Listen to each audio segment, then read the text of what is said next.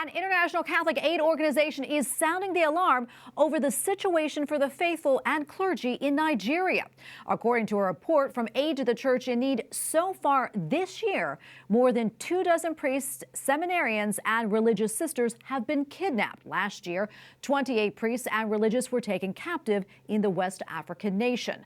Nigeria is just one of several countries where the targeting of the faithful is cause for concern. Now we turn now to Edward Clancy, Director of Outreach for Aid to the Church in Need. Ed, great to have you back on. You and I have talked about the situation before in Nigeria, but really, Ed, it does not seem to be getting any better. Case in point, the most recent kidnappings. That said, what is the latest there, and who is behind these kidnappings? Do we know? Well, who's behind it is many faceted. We have the Fulani herdsmen or the militants within the Fulani group. We have Boko Haram. We have ASWAP, where we have another militant group, and there's also sort of criminals of opportunity, people that are taking advantage. But generally, it's a lot of the pro-Islamic jihadist kind of organizations are going after the priests. And oftentimes it's for purposes of profit. They turn the abduction of priests, seminarians, and religious into kidnapping, ransom money, and they use that money to support their cause and spread more violence. Ed, what about the faithful there? I mean, how do they feel about all this? Amazingly resilient. We have regular communication with Benue and Makurdi, and there are somewhere in upwards of 2 million people displaced in that area. It's about 2/3 of the population of the state, and even in these IDP camps, they are still attending mass by the thousands, and yet every day it seems like there's a new attack, and they are just unrelenting in their faith, and they're really sticking to it regardless of the circumstances. So to me, it's a great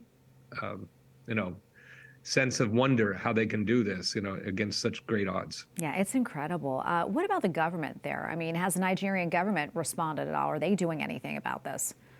Almost nothing. I hate to say it, but what they do is too little, too late, and oftentimes it's window dressing. They talk about police activity or state responses, and by the time anyone responds to it, crops have been burned, families have been displaced.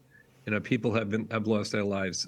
This year, 2023, started with Father Isaac, who was burned alive. And then recently, a seminarian who was helping 2 priests in Kafachan, an area of Kaduna, he too was burned alive by militants. And it's a horrible way to live, with always looking over your shoulder. When you speak to the priests and nuns who live there and work there, they go into each day knowing that this could be their last day, that they'll be called to suffer their death for their faith.